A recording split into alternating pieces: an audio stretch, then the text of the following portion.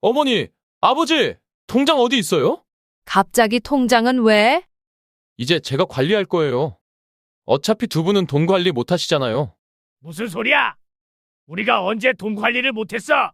지난번에 병원비도 제가 안 냈으면 어쩔 뻔했어요. 두 분은 이제 연세도 있으시고 제가 관리하는 게 낫겠어요.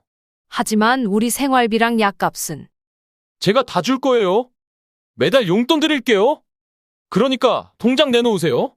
이 녀석이 정말 내가 언제부터 우리 재산을 관리할 권리가 생긴 거야? 아니, 제 말은 내 말이 뭐야?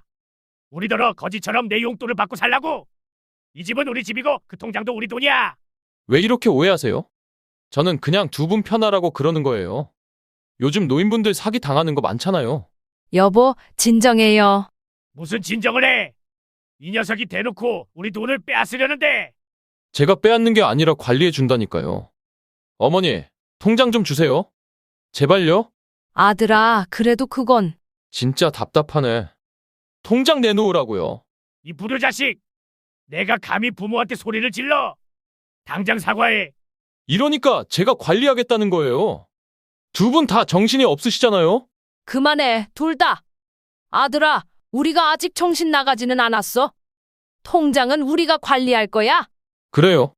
그럼 나중에 문제 생겨도 저한테 기대지 마세요. 어차피 전 그냥 두 분 걱정해서 그런 거니까.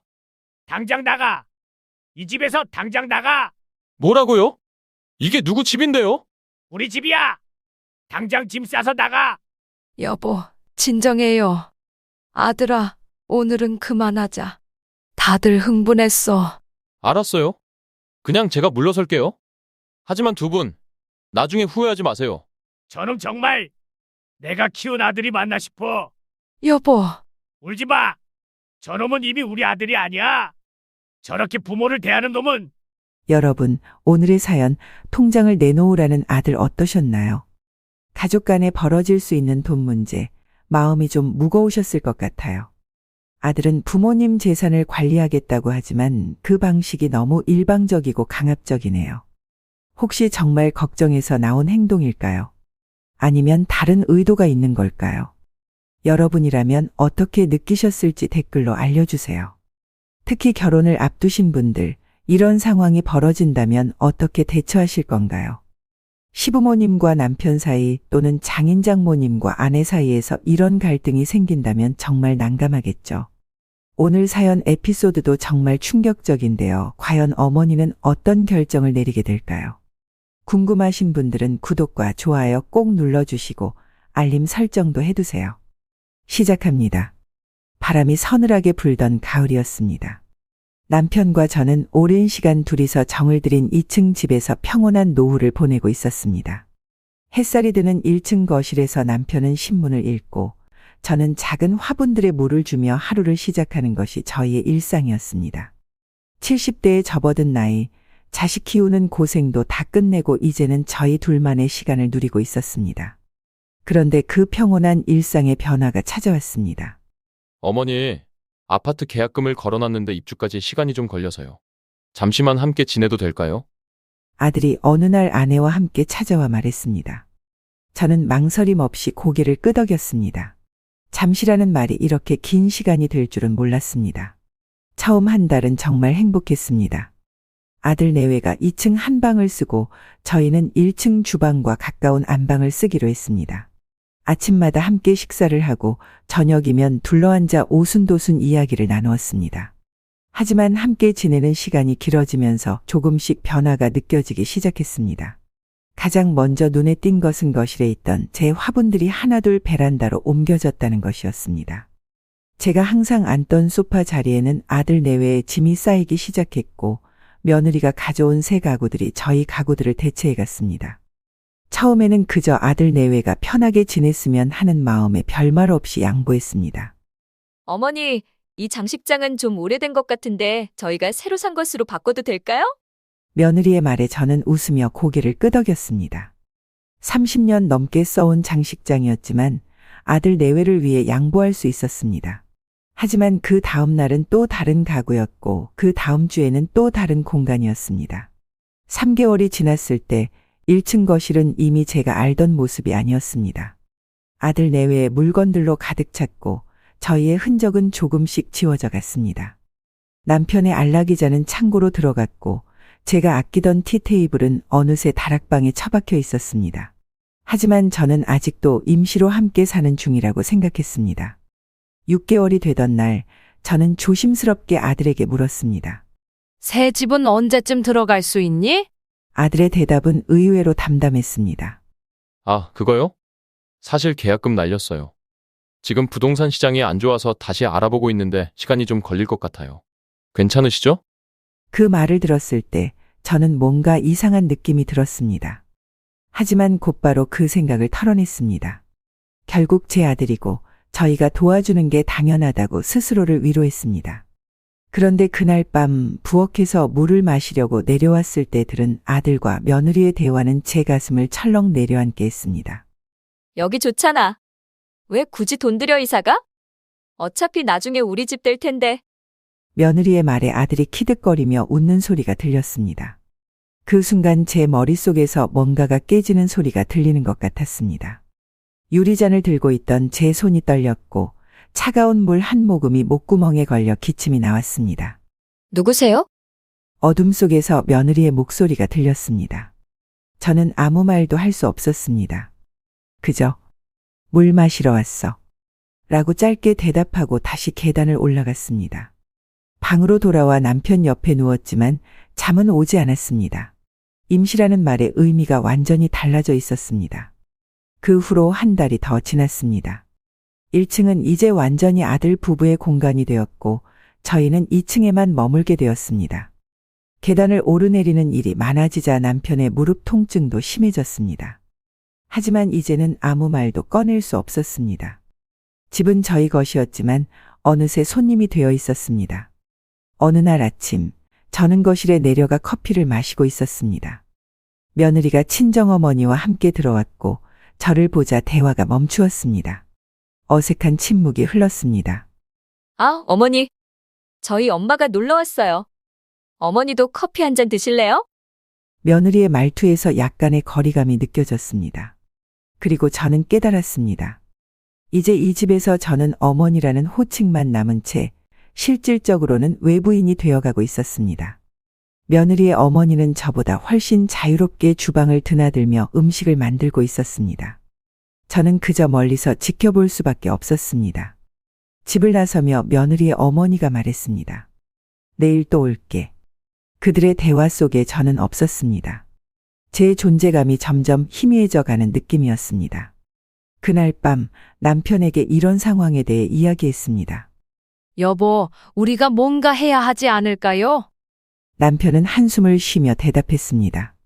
그래도 우리 아들이잖아. 좀 더 지켜보자. 매달 25일이면 저희 부부의 연금이 입금되었습니다. 남편은 공무원으로 30년을 근무했고 저도 작은 학원을 운영하며 모아둔 국민연금이 있었습니다. 많은 금액은 아니었지만 저희 부부가 절약해서 생활하면 병원비와 생활비로 충분한 돈이었습니다. 아들 부부와 함께 살게 된 지 2달째 되던 날 연금이 입금된 그날 아침이었습니다. 아침 식사를 준비하고 있는데 아들이 출근 준비를 하며 주방에 내려왔습니다. 평소보다 일찍 일어난 모습이었습니다. 저는 반갑게 인사를 건넸습니다. 일찍 일어났네. 밥 먹고 갈래? 아들은 조금 어색한 웃음을 지으며 커피를 한 잔 따랐습니다. 뭔가 말하고 싶은 듯 망설이는 기색이 역력했습니다. 어머니, 지금 좀 급한 일이 생겼어요. 저는 아들의 표정에서 무슨 일인지 대충 짐작이 갔습니다. 아들이 말을 이었습니다. 회사에서 프로젝트 때문에 경비를 미리 써야 하는데 다음 주에 돈이 들어올 거예요. 그때 바로 갚을게요. 오늘 연금 들어오시죠? 저는 잠시 망설였습니다. 이번 달에는 남편의 정기 검진이 있어서 병원비를 준비해 둬야 했습니다. 하지만 아들의 간절한 눈빛을 외면할 수 없었습니다. 얼마나 필요한데? 150만 원만 빌려주세요. 다음 주 월요일에 확실히 갚을게요. 그 순간 뒤에서 남편의 목소리가 들렸습니다. 그렇게 많이? 우리 이번에 병원비도 있는데. 아들은 급히 말을 이었습니다. 아버지, 정말 급해서 그래요. 다음 주에 꼭 갚을게요. 약속해요. 남편은 저를 물끄러미 바라보았습니다. 저는 어쩔 수 없다는 듯 고개를 끄덕였고 통장을 가지러 방으로 올라갔습니다. 연금이 입금된 통장을 들고 내려오면서 가슴 한구석이 불안했지만 그래도 우리 아들이라는 생각에 마음을 다잡았습니다. 예상대로 다음 주가 지나도 그 다음 주가 지나도 돈은 돌아오지 않았습니다. 아들은 매일 늦게 귀가했고 주말에는 친구들과 골프를 치러 나갔습니다. 돈 이야기를 꺼내기가 점점 어려워졌습니다. 어느 날 저녁 용기를 내어 물었습니다. 지난번에 빌려간 돈은 언제쯤 갚을 수 있을까? 아들은 마치 준비된 대답처럼 매끄럽게 말했습니다. 아, 죄송해요. 프로젝트가 좀 지연되어서. 이번 달 말에는 확실히 갚을게요. 그러나 그 약속도 지켜지지 않았습니다. 그리고 다음 달 연금이 입금되던 날 아들은 또다시 저희 방문을 두드렸습니다. 어머니, 정말 죄송한데. 또 급한 일이 생겼어요. 이번에는 200만 원이었습니다. 저는 그제서야 지난번 돈을 언급했습니다. 지난번 빌려간 돈은 아들은 급히 말을 자르며 대답했습니다. 네, 그것도 함께 갚을게요. 이번에 큰 계약이 성사되면 보너스도 받을 거예요. 또다시 저는 통장에서 돈을 인출했습니다. 남편은 이번에도 반대했지만 결국 저의 결정에 따르기로 했습니다. 그렇게 두 번째 돈이 빠져나갔습니다. 셋째 달, 넷째 달. 매달 연금이 들어오는 날이면 어김없이 아들의 부탁이 이어졌습니다.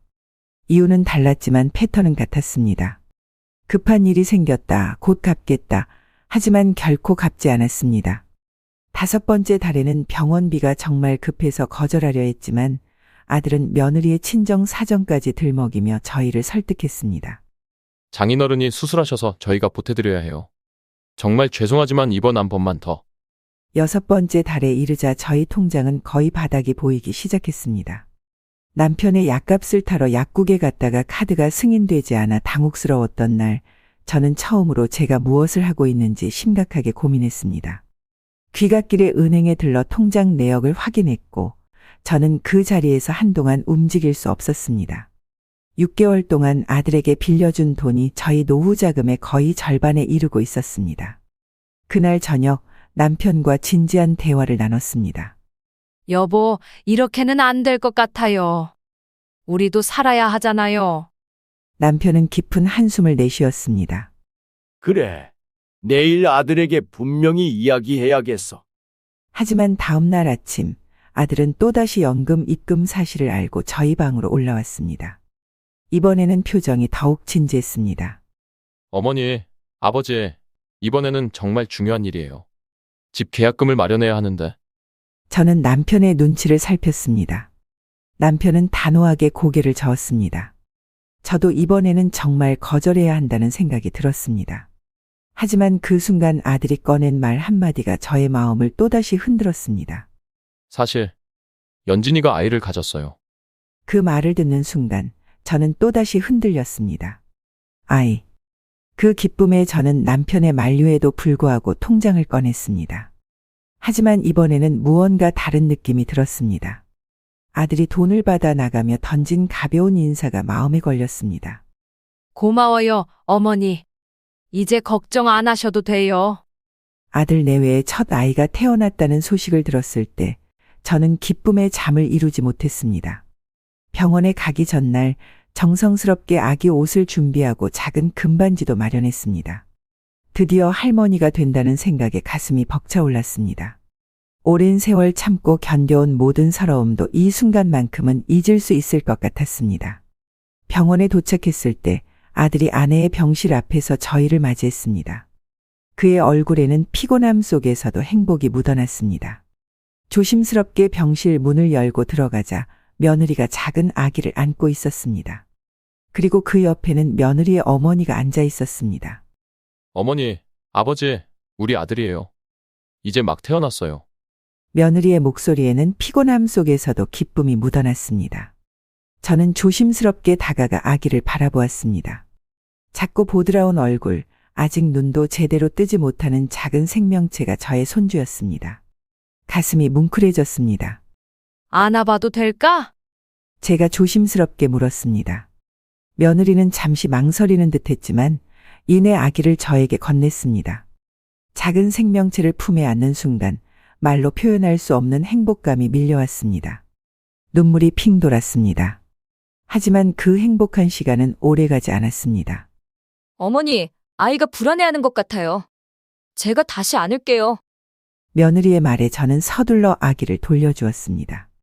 아기를 받아든 며느리는 곧바로 자신의 어머니에게 아기를 건넸고 그녀는 익숙한 솜씨로 아기를 달래기 시작했습니다.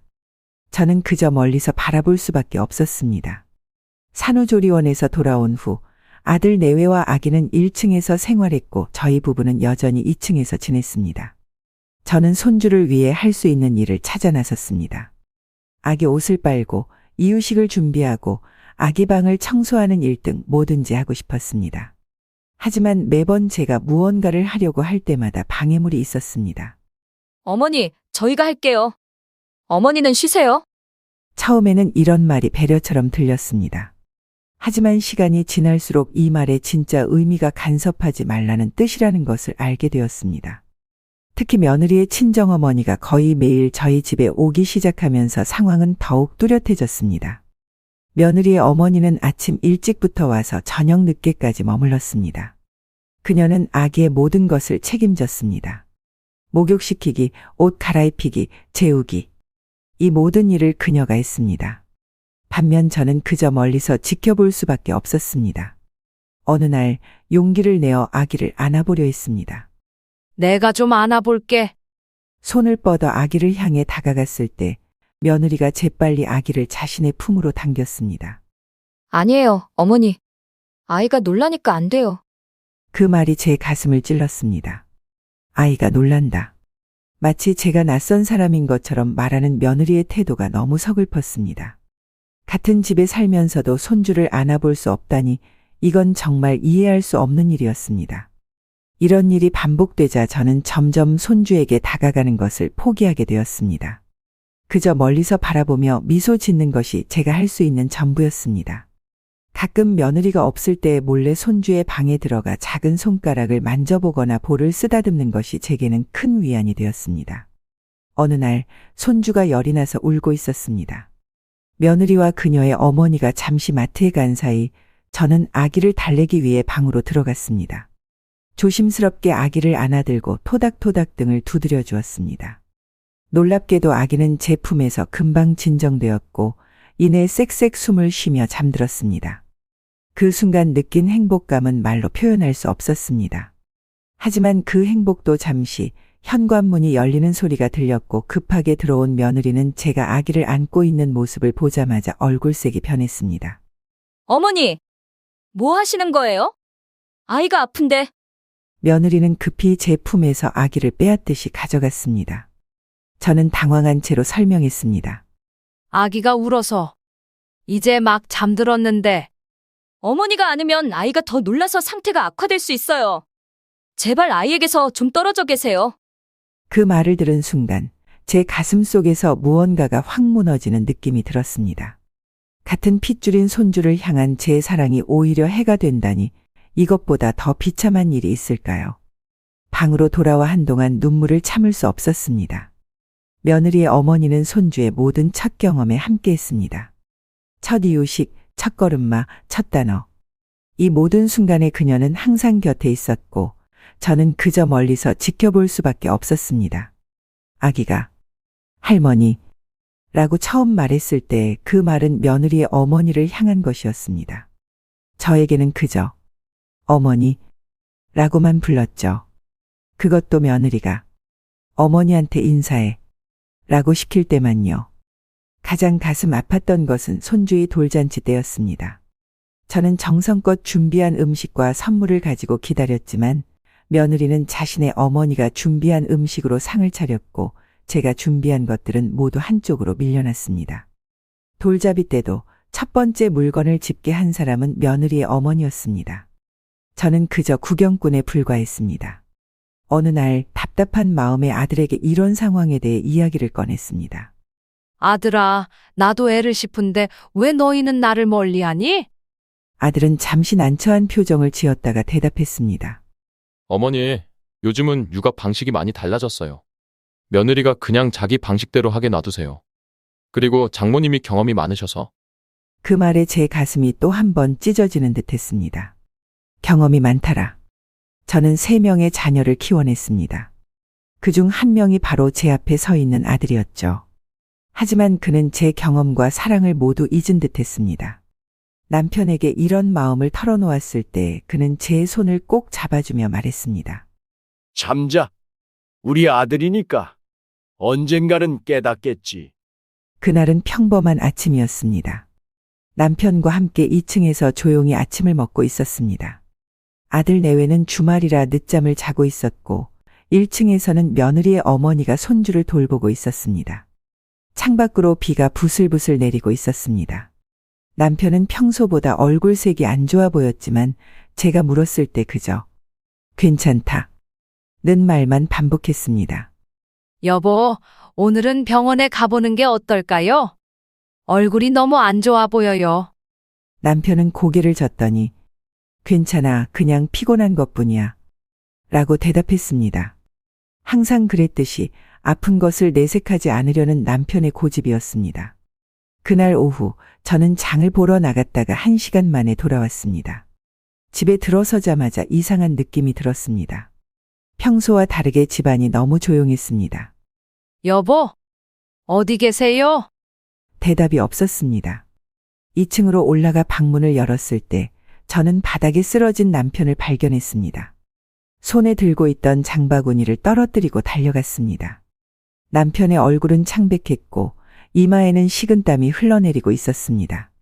심장이 멎는 듯한 공포가 엄습했습니다. 여보, 정신 차려요. 여보, 제 목소리가 온 집안에 울려 퍼졌습니다. 곧 아들이 뛰어 올라왔고 119에 전화를 걸었습니다. 구급차가 도착할 때까지의 시간이 제게는 한 세기처럼 느껴졌습니다. 남편의 손을 꼭 잡고 떨리는 목소리로 계속 말을 걸었습니다. 곧 구급차가 올 거예요. 조금만 버텨요. 제발. 구급차가 도착하고 남편은 병원으로 실려갔습니다. 제가 구급차에 올라타려 할 때 아들이 제 팔을 잡았습니다. 어머니, 제가 따라갈게요. 어머니는 집에서 기다리세요. 저는 단호하게 고개를 저었습니다. 아니, 내가 가야 해. 구급차 안에서 남편의 손을 놓지 않고 병원에 도착했습니다. 응급실에서 의사들이 남편을 검사하는 동안 저는 기도하는 마음으로 기다렸습니다. 아들도 함께 기다렸습니다. 1시간 후 의사가 저희를 불렀습니다. 뇌졸 중입니다. 다행히 빨리 병원에 오셔서 생명에는 지장이 없지만 상태가 아직 위중합니다. 중환자실에서 집중 치료를 받으셔야 합니다. 그 말에 저는 다리에 힘이 빠져 의자에 주저앉고 말았습니다. 중환자실. 그 말만으로도 가슴이 무너지는 것 같았습니다. 아들이 제 어깨를 토닥이며 위로했습니다. 어머니, 괜찮을 거예요. 아버지는 강하신 분이잖아요. 그날 밤 저는 병원 대기실에서 밤을 샜습니다. 아들은 내일 출근해야 해서 라며 집으로 돌아갔습니다. 저는 그것이 당연하다고 생각했습니다. 결국 젊은 사람은 일을 해야 하니까요. 하지만 다음 날도 그 다음 날도 아들은 병원에 오지 않았습니다. 중환자실에서 사흘이 지나고 남편은 일반 병실로 옮겨졌습니다. 의사는 제게 중요한 이야기를 했습니다. 환자분이 일반 병실로 옮기긴 했지만 아직 혼자서는 아무것도 할 수 없는 상태입니다. 24시간 간병이 필요합니다. 가족 중에 간병하실 분이 있으신가요? 아니면 간병인을 고용하셔야 합니다. 간병인 비용은 하루에 15만 원이라고 했습니다. 저는 망설임 없이 제가 직접 간병하겠습니다. 라고 대답했습니다. 하지만 제 나이가 70대인 것을 알게 된 의사는 걱정스러운 표정을 지었습니다. 어르신, 간병은 체력적으로 매우 힘든 일입니다. 가족 중에 번갈아 도와주실 분이 안 계신가요? 저는 아들에게 전화를 걸었습니다. 병원 상황과 간병인이 필요하다는 사실을 설명했습니다. 아들아, 내 아버지가 간병이 필요하대. 내가 좀 도와줄 수 있겠니? 내가 계속 병원에 있으면 체력적으로 너무 힘들 것 같아. 전화기 너머로 들리는 아들의 목소리는 어쩐지 불편해 보였습니다. 어머니, 저도 회사에서 중요한 프로젝트가 있어서요. 시간을 내기가 정말 어려워요. 그리고 아이도 있고. 저는 그 말을 끝까지 듣지 못하고 전화를 끊었습니다. 눈물이 왈칵 쏟아졌지만 재빨리 닦아냈습니다. 이제 남편을 돌볼 사람은 저밖에 없었습니다. 그렇게 저희 병원 생활이 시작되었습니다. 병원에서 주는 작은 간이 침대에서 자면서 밤낮으로 남편을 돌보았습니다. 밥을 떠먹여주고 몸을 닦아주고 대소변을 받아내고 욕창이 생기지 않도록 주기적으로 체위를 바꿔주었습니다. 70대의 나이에 이 모든 일을 혼자 하는 것은 결코 쉽지 않았습니다. 밤에는 남편이 신음소리를 낼 때마다 번쩍 일어나 확인했고, 낮에는 병원 식단과 약을 챙기느라 쉴 틈이 없었습니다. 일주일이 지났을 때 저는 극도의 피로감을 느꼈습니다. 다리는 퉁퉁 부어 있었고 허리는 끊어질 듯 아팠습니다. 하지만 남편의 상태가 조금씩 나아지는 것을 볼 때마다 새로운 힘이 솟았습니다. 열흘째 되는 날 병실 문이 열리고 아들이 들어왔습니다. 그는 과일 바구니를 들고 있었습니다. 어머니, 어떻게 지내세요? 많이 힘드시죠? 그 말에 갑자기 모든 감정이 복받쳐 올랐습니다. 열흘 동안의 외로움과 고통 그리고 배신감이 한꺼번에 쏟아져 나왔습니다. 아들아, 내 아버지가 쓰러졌는데 넌 왜 이제 왔니? 내가 얼마나 힘들었는지?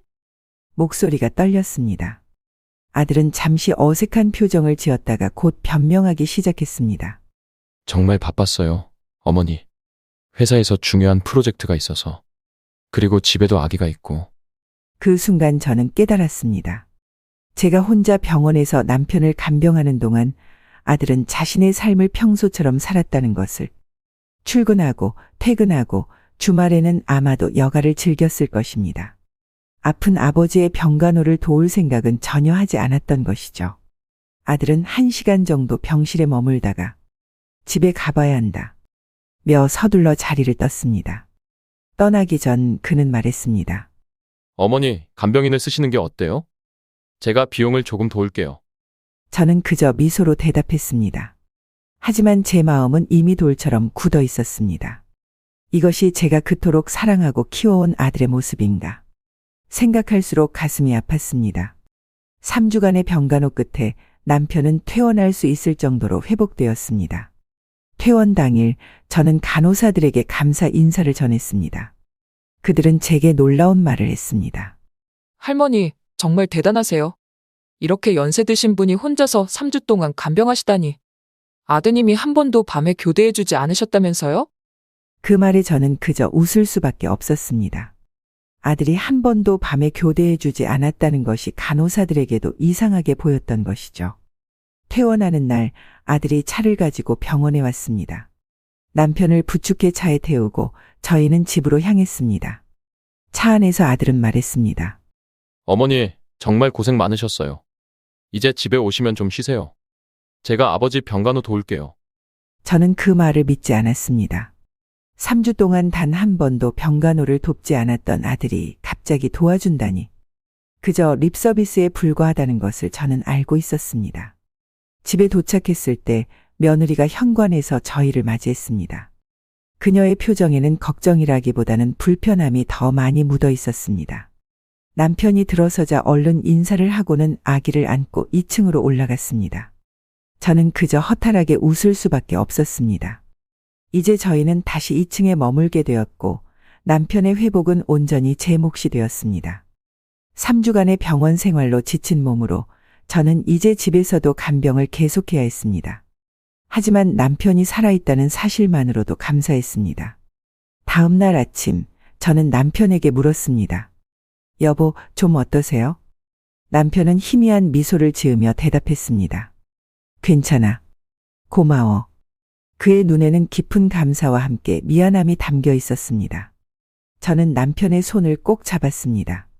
남편이 퇴원한 지 이틀째 되는 날이었습니다. 아직 남편은 스스로 움직이기 힘든 상태였고 저는 병원에서의 3주간 간병으로 극도로 지쳐 있었습니다. 병원에서처럼 일상적인 간호를 하면서도 이제는 식사 준비와 빨래, 청소까지 모두 제 몫이 되었습니다. 70대의 나이에 이 모든 일을 혼자서 감당하기란 결코 쉽지 않았습니다. 몸은 천근만근 무거웠고 다리는 자주 저렸습니다. 밤에도 남편이 신음소리를 내면 번쩍 일어나 확인해야 했기에 제대로 된 수면을 취하지 못했습니다.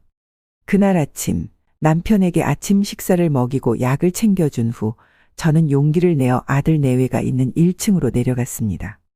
아들은 출근 준비를 하고 있었고 며느리는 아기에게 밥을 먹이고 있었습니다. 제가 거실로 들어서자 둘 다 잠시 시선을 돌렸지만 곧 하던 일을 계속했습니다. 아들아, 잠깐 얘기 좀 할 수 있을까? 아들은 넥타이를 매만지며 대답했습니다. 어머니, 지금 좀 바빠요. 회의 시간에 늦으면 안 돼서요. 저는 깊은 한숨을 내쉬었습니다. 아들의 눈을 바라보며 말했습니다. 그래도 잠시만 시간을 내줄래? 내 아버지 때문에 의논할 게 있어. 그제서야 아들은 시계를 확인하고는 마지못해 앉았습니다.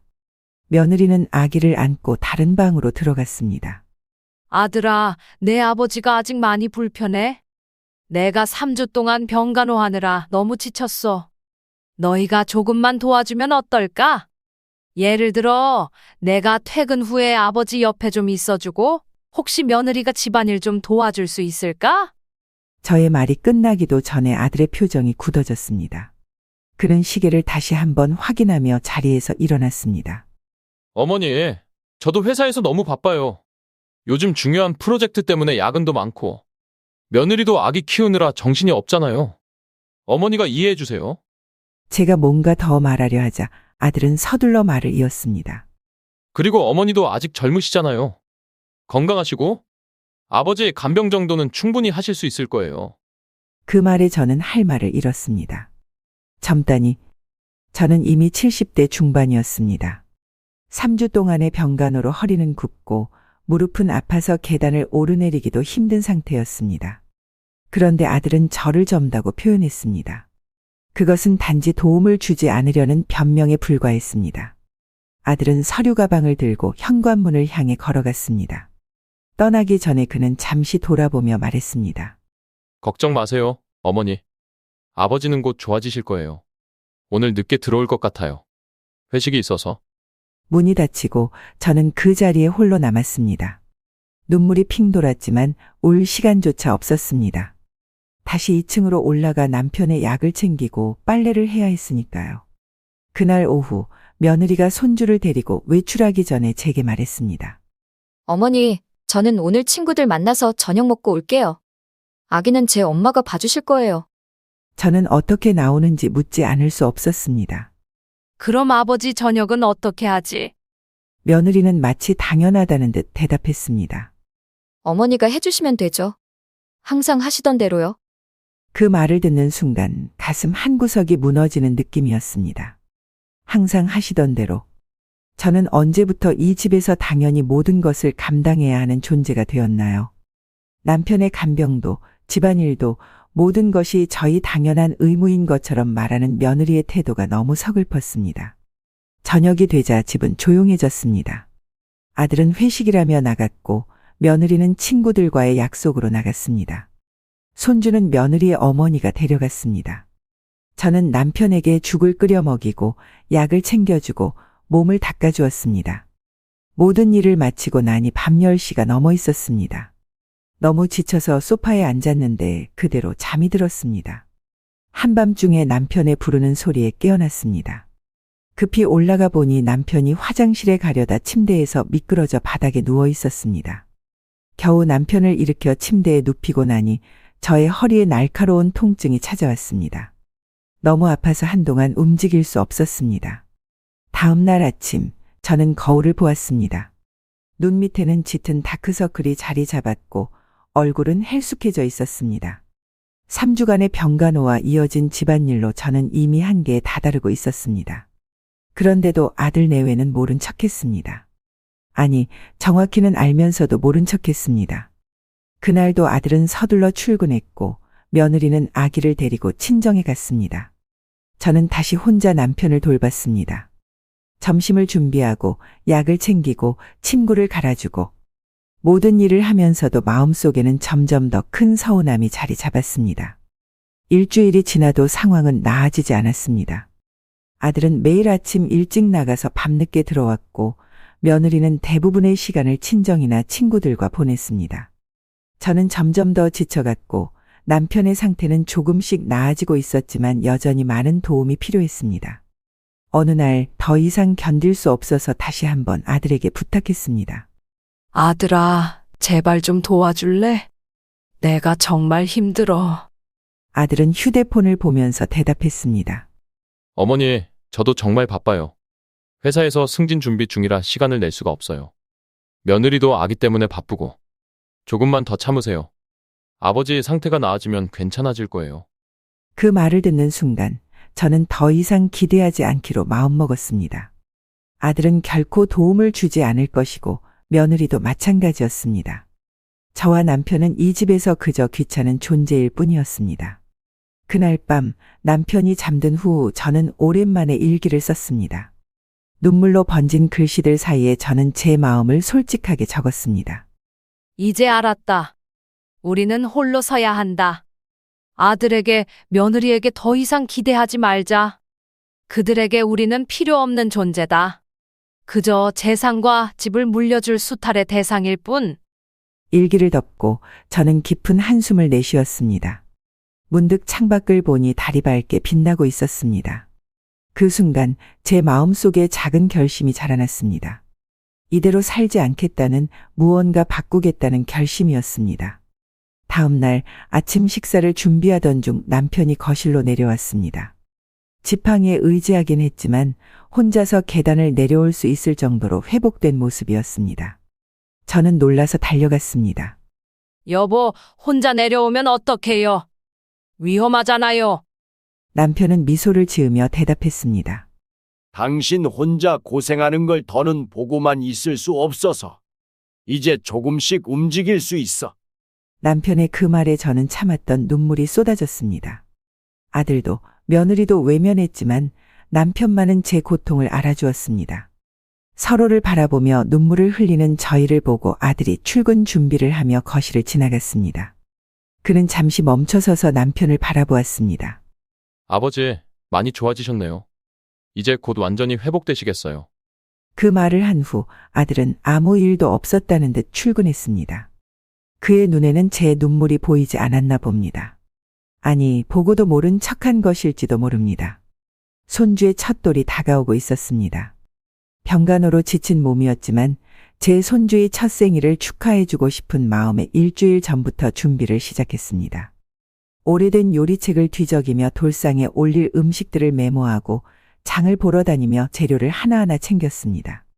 남편도 이제 혼자서 화장실에 다녀올 정도로 회복되어 저는 조금 더 손주의 돌잔치 준비에 신경 쓸 수 있었습니다. 어느 날 아침, 저는 용기를 내어 며느리에게 말을 걸었습니다. 돌잔치 어떻게 준비할 생각이니?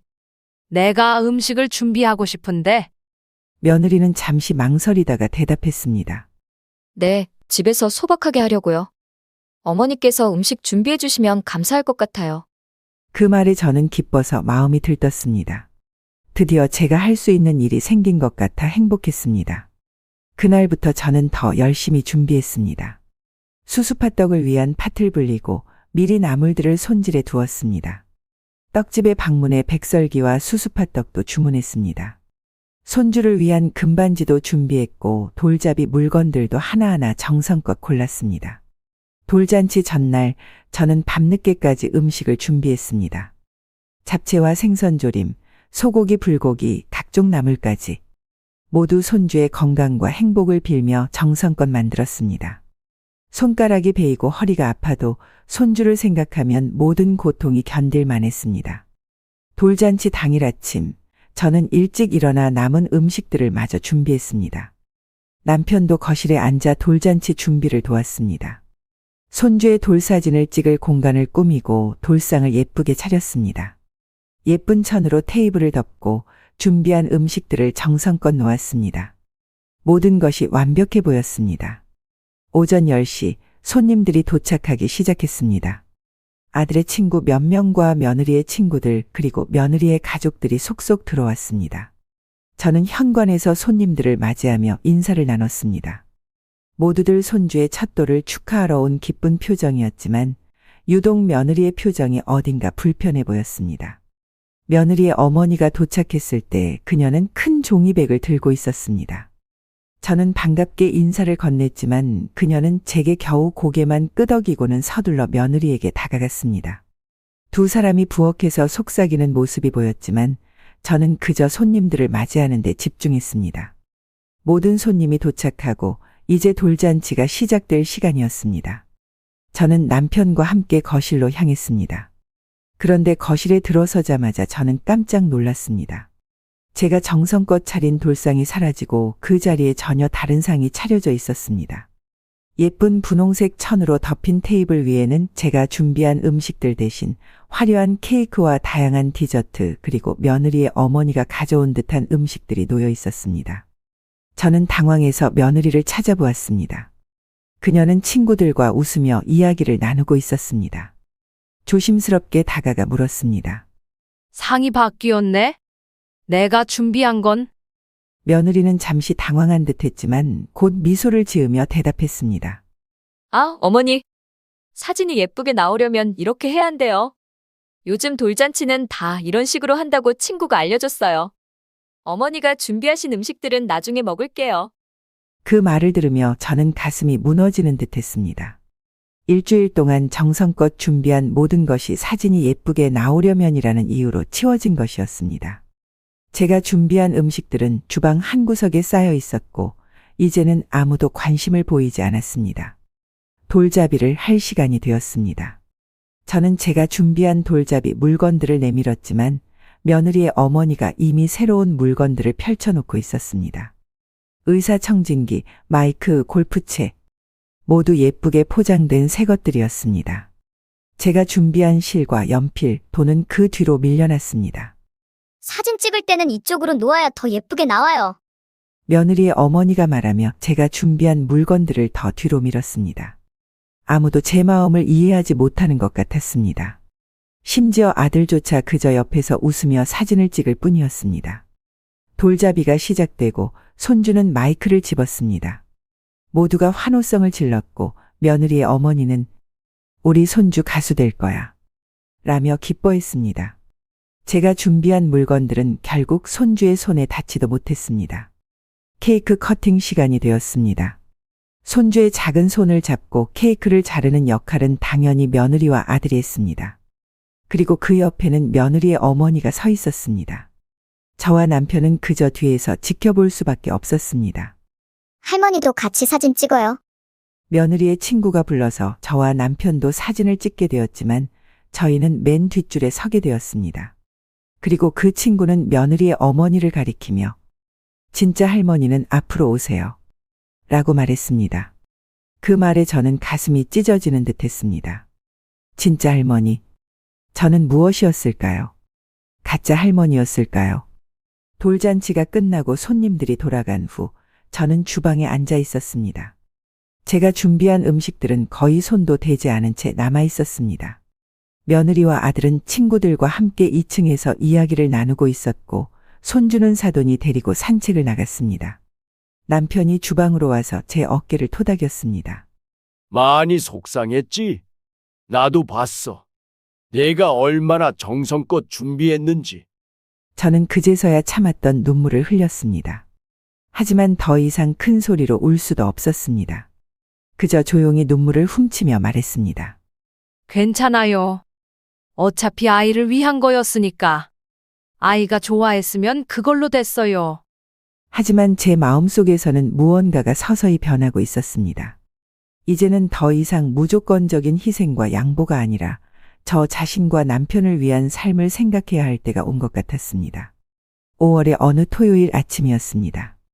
남편의 건강이 많이 회복되어 저는 오랜만에 마음의 여유를 느끼고 있었습니다.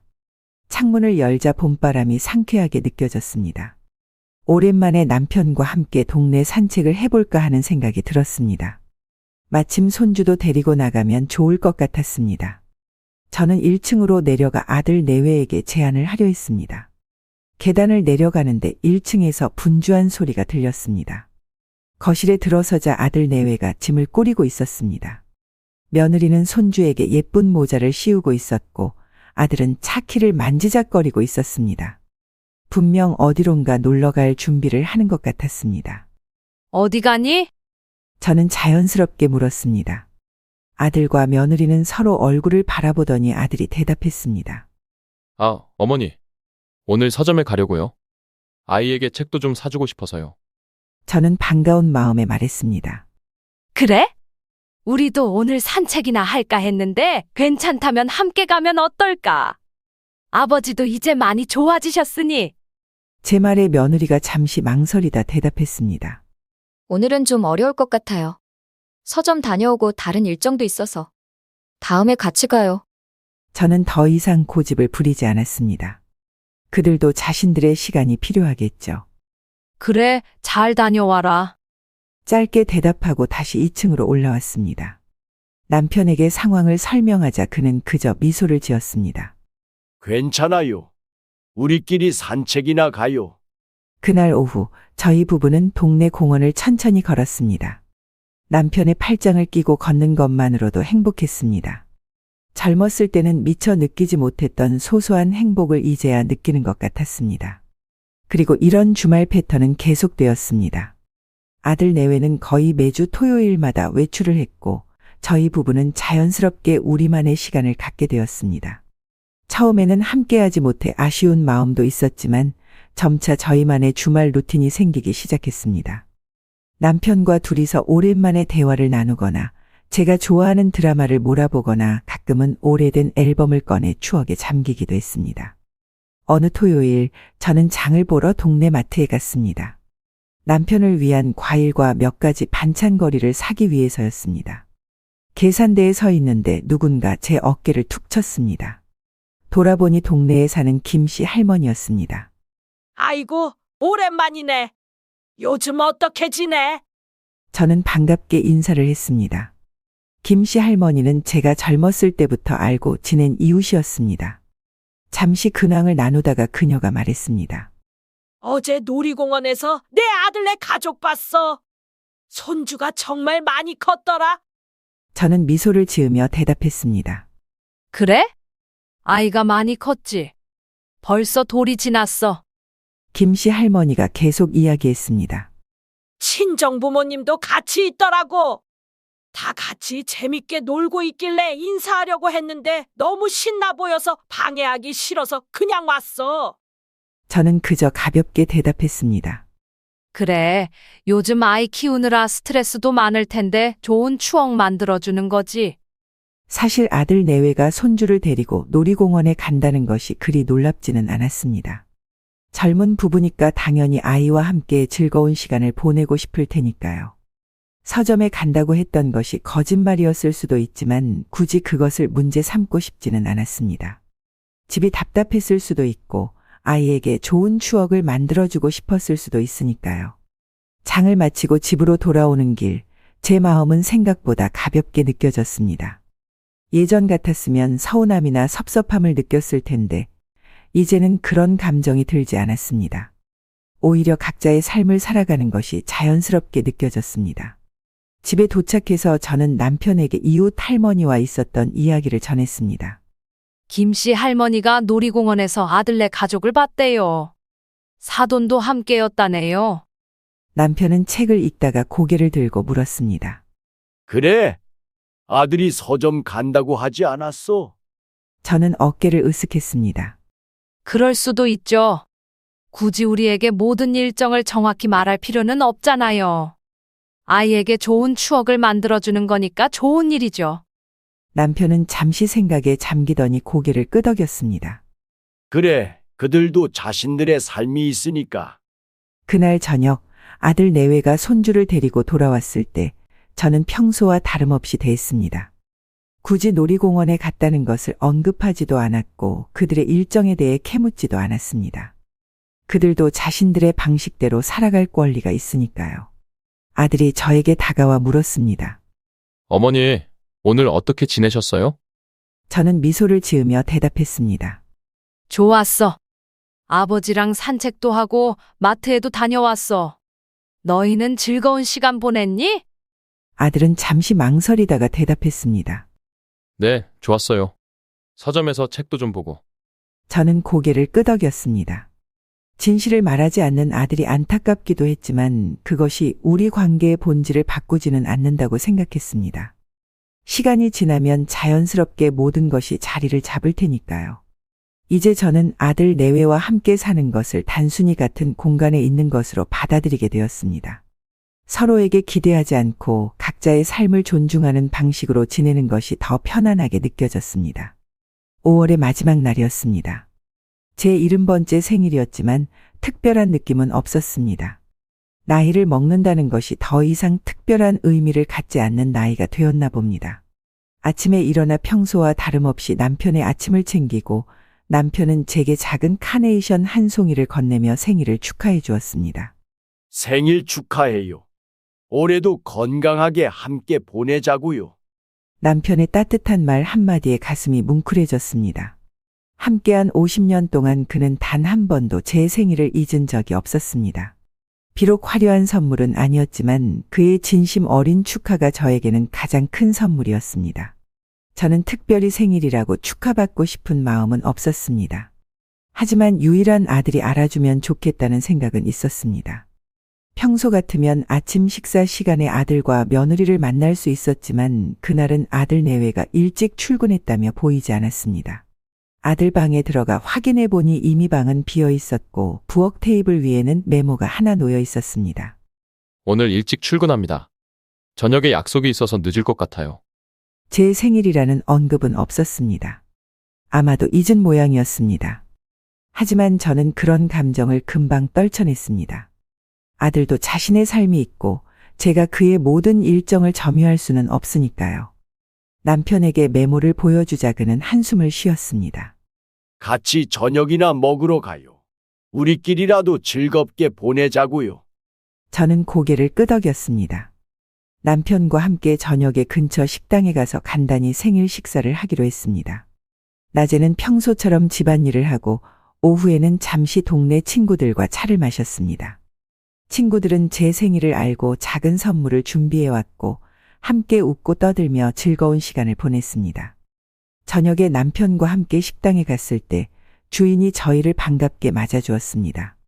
남편이 미리 예약을 해두었던 모양입니다. 테이블에는 작은 케이크도 준비되어 있었습니다. 여보, 이런 걸 준비했어요? 남편은 수줍게 웃으며 고개를 끄덕였습니다. 뭐 별거 아니지만 생일인데 축하는 해야지. 그 순간 제 눈시울이 뜨거워졌습니다. 아들은 기억하지 못했지만 남편은 이렇게 소소하지만 특별한 생일을 만들어 주었습니다. 저는 남편의 손을 꼭 잡았습니다. 고마워요. 당신이 있어서 정말 행복해요. 식사는 평소보다 조금 더 특별했습니다. 와인 한 잔과 함께 즐긴 저녁 그리고 마지막에 함께 나눈 작은 케이크. 화려하지는 않았지만 충분히 따뜻하고 행복한 생일이었습니다. 집으로 돌아왔을 때 이미 밤 10시가 넘어 있었습니다. 아들 내외는 아직 돌아오지 않은 상태였습니다. 평소 같으면 아들에게 연락해 볼 텐데 이날은 그러지 않았습니다. 아들도 성인이고 제 생일도 잊은 모양이니 굳이 제가 신경 쓸 필요는 없다고 생각했습니다. 남편과 함께 TV를 보다가 자정이 조금 넘어 현관문 소리가 들렸습니다. 아들 내외가 돌아온 것이었습니다. 그들은 꽤 들떠 보였고 웃음소리가 거실까지 들렸습니다. 저는 이미 잠자리에 들 준비를 하고 있었기에 그대로 방으로 들어갔습니다. 아들이 제 생일을 기억한다면 방문을 두드리겠지만 그런 일은 없었습니다. 다음 날 아침 평소처럼 일상이 시작되었습니다. 아들 내외는 주말이라 늦게 일어났고 저는 일찍 일어나 식사 준비를 했습니다. 점심 무렵 아들이 방에서 나와 부엌으로 왔습니다. 어머니, 돈 좀 빌려주실 수 있어요? 다음 주에 꼭 갚을게요. 저는 이제 이런 요청에 익숙해져 있었습니다. 묻지도 따지지도 않고 지갑에서 현금을 꺼내 아들에게 건넸습니다. 그 순간 아들의 지갑이 바닥에 떨어졌고 여러 장의 카드와 영수증들이 바닥에 흩어졌습니다. 아, 미안하구나. 아들이 허둥지둥 물건들을 주워 담는 동안 저는 무심코 한 장의 영수증을 집어들었습니다. 금액이 상당히 컸습니다. 호기심에 영수증을 자세히 보니 어제 날짜가 찍혀 있었고 유명 와인바의 이름이 적혀 있었습니다. 이거 꽤 큰 돈이 나갔네? 뭐 하느라 그랬어? 제 질문에 아들은 영수증을 얼른 받아들며 대답했습니다. 아, 그거요? 토요일 날 연진이 친구네 집들이 갔었거든요. 여러 명이서 같이 낸 거예요. 그 말을 듣는 순간 무언가 이상한 느낌이 들었습니다. 어제는 토요일이 아니었습니다. 그리고 어제는 어제 내 생일이었는데. 제 말에 아들의 표정이 순간 굳어졌습니다. 그제서야 그가 자신의 실수를 깨달은 듯 했습니다. 아, 그게 어머니, 제가 정말 깜빡했네요. 너무 죄송해요. 저는 더 이상 아무 말도 하지 않았습니다. 굳이 그에게 서운함을 표현할 필요도 없었고 화를 낼 이유도 없었습니다. 그저 현실을 있는 그대로 받아들였을 뿐입니다. 괜찮아. 그런 일이 있을 수 있지? 제 담담한 반응에 아들이 오히려 더 당황한 듯 했습니다. 그는 뭔가 더 말하려다가 그만두고 자기 방으로 돌아갔습니다. 저는 주방에 혼자 남아 천천히 설거지를 했습니다. 마음이 복잡했지만 그렇다고 무너지지는 않았습니다. 70년을 살아오며 더 큰 실망과 상처도 겪어왔으니까요. 아들이 제 생일에 친구 집들이에 간 것이 저를 무너뜨릴 만큼 큰 사건은 아니었습니다. 오후에 남편에게 그 일을 이야기했습니다. 남편은 처음에는 화를 냈지만 저는 그를 진정시켰습니다. 괜찮아요. 우리가 기대했던 것보다 아들과의 관계가 소원한 것뿐이에요. 이제 우리도 그걸 인정하고 우리만의 삶을 살아가야 할 때가 온 것 같아요. 남편은 깊은 한숨을 내쉬었습니다. 그래도 정말 서운하네. 내 생일인데. 나도 서운해요. 하지만 그렇다고 무너질 필요는 없어요. 우리에겐 서로가 있으니까요. 그날 저녁 저는 오랜만에 일기를 썼습니다. 오늘 알게 되었다. 아들에게 나는 그저 어머니라는 역할일 뿐 하나의 인격체로 존중받지 못한다는 것을. 내 생일보다 친구의 집들이가 더 중요했던 그의 선택이 모든 것을 말해준다. 하지만 괜찮다. 나에게는 항상 나를 우선으로 생각해주는 남편이 있고 나 자신의 삶이 있으니까. 이제는 아들에게 기대하지 않고 남은 인생을 남편과 함께 행복하게 살아가는 데 집중하자. 일기를 쓰고 나니 마음이 한결 가벼워졌습니다. 상처받았지만 그 상처를 딛고 더 강해질 수 있을 것 같았습니다. 이제는 아들과 며느리에게 더 이상 기대하지 않고 저희 부부만의 인생을 살아가기로 결심했습니다. 다음 날 아들이 어색한 표정으로 제게 다가왔습니다. 어머니, 정말 죄송해요. 제가 생신을 깜빡한 것에 대해. 저는 아들의 말을 끊었습니다. 괜찮아. 이미 지난 일이야. 아들은 제 반응이 의외였는지 잠시 말을 잊은 듯 했습니다. 그는 뭔가 더 말하려다가 그만두고 자리를 떠났습니다. 생일 이후로 약 일주일이 지났습니다. 평소처럼 아침 일찍 일어나 남편 아침상을 차리던 중 갑자기 허리에 찌르는 듯한 통증이 느껴졌습니다. 너무 아파서 그대로 주저앉고 말았습니다. 이런 통증은 처음이었습니다. 숨을 쉬는 것조차 힘들었고 자세를 바꾸는 것도 큰 고통을 가져왔습니다. 여보, 괜찮아요. 주방으로 내려온 남편이 놀란 표정으로 다가왔습니다. 저는 간신히 대답했습니다. 허리가 너무 아파요. 움직일 수가 없어요.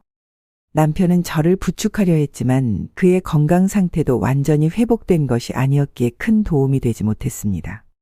병원에 가봐야 할 것 같은데 아들을 불러볼까요? 저는 고개를 끄덕였습니다. 평소라면 아들의 도움을 청하지 않았을 테지만 이번만큼은 정말 필요했습니다. 남편이 아들 방문을 두드렸고 아들은 잠옷 차림으로 나와 상황을 살폈습니다.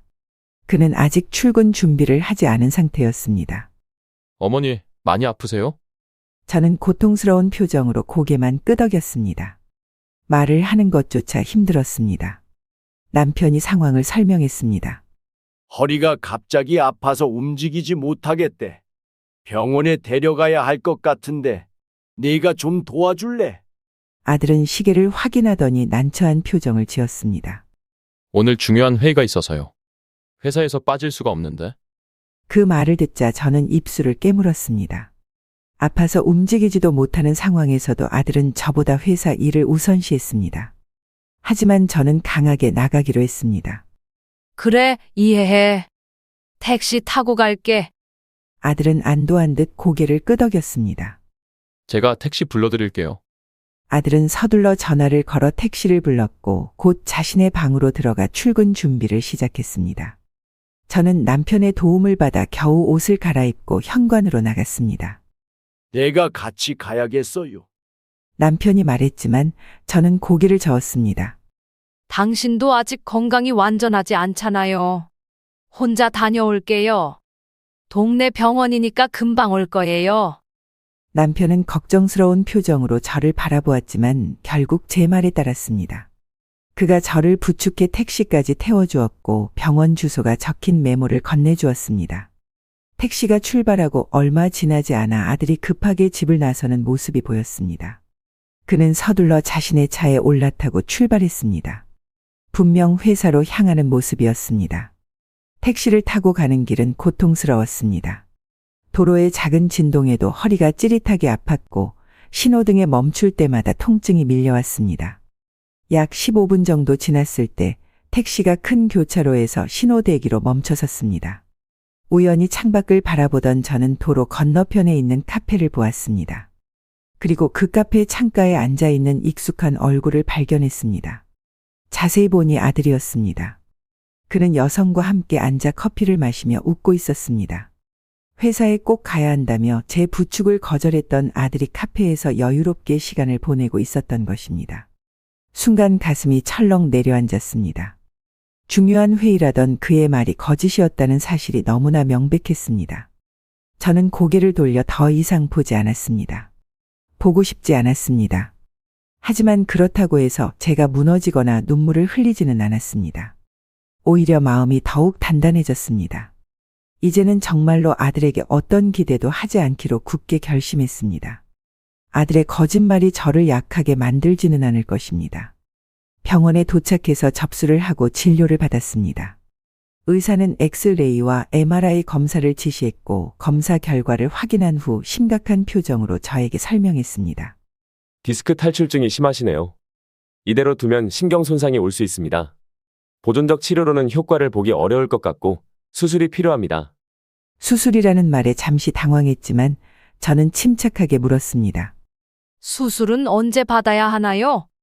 가능한 한 빨리 받으시는 게 좋을 것 같습니다. 다음 주쯤 일정을 잡아볼까요? 하지만 가족과 상의하시는 게 좋겠습니다. 수술 후에는 한동안 거동이 불편하실 테니 간병할 분이 필요합니다. 저는 고개를 끄덕였습니다. 의사의 말대로 가족과 상의해야 했습니다. 하지만 이미 아들의 태도를 본 후라 큰 기대는 하지 않았습니다. 진통제 주사를 맞고 처방전을 받아 다시 택시를 타고 집으로 돌아왔습니다.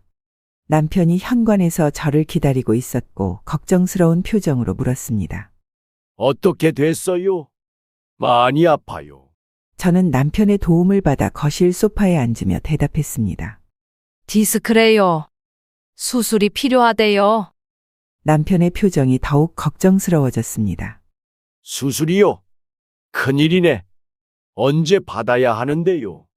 다음 주부터 가능하대요. 하지만 아들과 상의해야 할 것 같아요. 수술 후에는 간병이 필요하다고 하니까.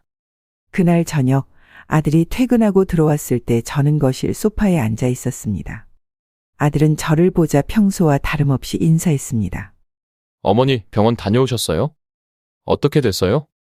마치 아침에 있었던 일이나 카페에서 본 모습에 대해 전혀 모르는 척했습니다. 저는 그의 연기에 동참하기로 했습니다. 굳이 직접적으로 대면할 필요는 없다고 생각했으니까요. 디스크래. 수술이 필요하대. 아들은 잠시 당황한 표정을 지었습니다. 수술이요? 심각한가 보네요. 저는 담담하게 말을 이었습니다. 다음 주부터 수술이 가능하대. 날짜를 잡기 전에 너와 상의하고 싶어서. 아들의 반응은 예상대로였습니다. 그는 마치 남의 일을 듣는 것처럼 무심하게 대답했습니다. 알겠어요. 어머니가 결정하시는 대로 하세요. 그 말뿐이었습니다. 제가 어떤 수술을 받아야 하는지, 얼마나 위험한지, 회복 기간은 얼마나 되는지 등의 질문은 전혀 없었습니다. 그저 알겠다는 형식적인 대답뿐이었습니다. 저는 더 이상 아무 말도 하지 않았습니다. 아들에게 기대하는 것 자체가 무의미하다는 것을 다시 한번 확인했기 때문입니다. 아들은 간단히 대화를 마치고 자기 방으로 들어갔고 저는 남편과 둘이 남았습니다. 어떻게 할래요? 수술은 언제 받을 거예요? 남편의 물음에 저는 잠시 생각에 잠겼습니다. 그리고 결심했습니다. 다음 주 초에 바로 받을래요. 의사 선생님도 빨리 받는 게 좋다고 했으니까요. 그날 밤 침대에 누워 천장을 바라보며 많은 생각이 머릿속을 스쳐 지나갔습니다. 오늘 하루 있었던 일들이 저에게는 큰 깨달음을 주었습니다. 아침에 카페에서 본 아들의 모습 그리고 수술 이야기를 들었을 때의 무관심한 반응. 모든 것이 제게는 커다란 상처였지만 동시에 더 이상 미루지 말아야 할 결단의 신호이기도 했습니다.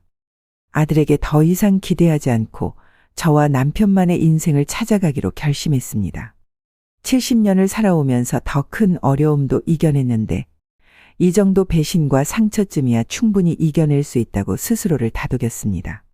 여보, 잠들려던 남편을 불렀습니다. 그가 고개를 돌려 저를 바라보았습니다. 이제는 우리 둘만의 삶을 준비해야 할 것 같아요. 아들과 며느리는 이미 우리를 가족으로 생각하지 않는 것 같아요. 남편은 잠시 생각하더니 고개를 끄덕였습니다. 그래요. 나도 같은 생각이었어요. 우리 둘이 서로 의지하면서 살아가요. 그의 따뜻한 손이 제 손을 꼭 잡아주었습니다. 50년을 함께한 동반자의 손길이 제게는 가장 큰 위로였습니다. 병원에서 수술 날짜를 확정받고 돌아온 그날 저녁, 저는 아들에게 수술 일정을 알려주기로 했습니다. 거실에서 TV를 보고 있는 아들에게 다가갔습니다. 다음 주 수요일에 수술 받기로 했어. 아들은 TV에서 시선을 떼지 않은 채 대답했습니다. 네, 알겠습니다. 저는 계속 이야기를 이어갔습니다. 의사 선생님 말로는 수술 후에 3일 정도는 병원에 입원해야 하고 퇴원 후에도 2달 정도는 거동이 불편할 거래. 간병인을 구해야 할 것 같은데. 그제서야 아들이 TV에서 시선을 돌렸습니다. 어머니, 그게 저희가 다음 주에 가족여행 계획이 있어서요. 가족여행? 어디로? 제주도요. 회사에서 휴가를 받았고 이미 항공권과 숙소도 예약해놨어요. 다음 주 수요일부터 일요일까지 5일 일정이에요. 그럼 내 수술 날짜를 바꿔야 할까? 아들은 머뭇거리더니 대답했습니다. 저희가 일정을 바꾸기는 어려울 것 같아요. 이미 모든 예약이 완료됐고 취소하면 위약금도 있고 어머니 수술이 급한 게 아니라면 미루실 수 있지 않을까요? 알았어. 내가 병원에 전화해서 날짜를 바꿔볼게. 거실을 나와 방으로 들어가자 남편이 물었습니다. 어떻게 됐어요? 아들에게 수술 날짜 알려줬어요. 아들네가 그날 가족여행 간대요. 이미 모든 예약이 끝났다면서 우리 수술 날짜를 미루라고 하네요. 하지만 병원에 전화했을 때 의사는 날짜를 미루는 것보다 빨리 수술하는 것이 좋겠다고 했습니다. 통증이 심해질 수 있고 신경 손상 위험도 있다고요. 이 말을 들은 후 저는 예정대로 수술을 받기로 했습니다. 아들의 여행 일정과 상관없이 제 건강이 우선이었습니다. 다시 아들에게 알렸습니다. 의사 선생님이 수술을 미루지 않는 게 좋대. 너희는 여행 다녀와. 내가 알아서 할게. 정말요? 그럼 수술은 어떻게? 간병인 구하면 돼. 병원에서 소개해준대. 그날 밤 저는 남편과 함께 앞으로의 계획에 대해 이야기했습니다. 이제는 저희만의 삶을 준비해야 할 때라는 생각이 들었습니다. 수술 날짜가 다가오면서 저는 모든 준비를 마쳤습니다. 병원에서 소개받은 간병인과 통화했고 입원 준비물도 챙겼습니다. 남편은 수술 당일 저를 병원에 데려다 주기로 했습니다. 수술 전날 저는 마지막으로 아들에게 전화를 걸었습니다. 이미 여행을 떠났을 테지만 한 번 더 연락해보고 싶었습니다. 전화를 받은 것은 아들이 아닌 며느리였습니다. 여보세요? 애비 좀 바꿔줄래? 잠시 후 며느리가 대답했습니다. 어머니, 저희 지금 공항으로 가는 중이에요. 걱정 마세요. 그 말을 끝으로 며느리는 전화를 끊었습니다. 더 이상의 대화는 없었고 수술에 대한 걱정이나 안부도 없었습니다. 남편이 방으로 들어와 물었습니다. 전화했어요? 통화됐어요. 며느리가 받았어. 공항으로 가는 중이라고 하더라. 남편은 아무 말도 하지 않고 그저 제 옆에 앉았습니다. 수술 당일 아침, 저는 서둘러 준비했습니다. 남편과 함께 택시를 타고 병원으로 향했습니다. 이제 저는 두 가지 수술을 받게 될 것 같았습니다. 하나는 허리의 디스크를 제거하는 것, 다른 하나는 마음속에서 아들에 대한 미련을 제거하는 것이었습니다. 병원에 도착해 입원 수속을 마치고 병실로 안내받았습니다. 수술 전 검사를 위해 여러 부서를 돌아다니는 동안 남편은 계속 제 곁을 지켰습니다. 그는 제가 필요로 하는 것을 묻고 의사의 설명을 주의 깊게 들었습니다. 30년 전 제가 그의 수술을 위해 했던 것처럼 말입니다. 오후 2시 드디어 수술실로 향하는 시간이 되었습니다. 의료진이 저를 이송하기 전 남편이 제 손을 잡았습니다. 걱정하지 말고 잘 다녀와요. 마취에서 깨어났을 때는 이미 저녁이 되어 있었습니다.